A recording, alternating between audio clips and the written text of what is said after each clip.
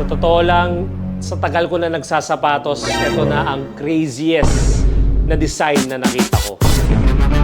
What is up guys? Another day, another hustle for us.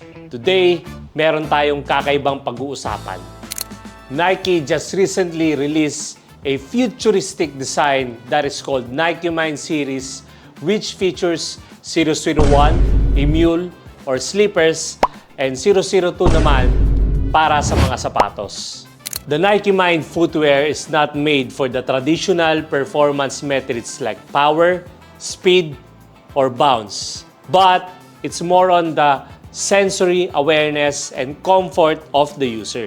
Whenever you're doing warm-ups, post activities, recoveries, or just everyday wear, the 22 pieces sensory nodes will help you stimulate your feet up to your brain for you to stay focused and calm on everyday basis. Ikaw, talaga bang nakakatulong to sapatos to para sa magsusuot or is it just a hype?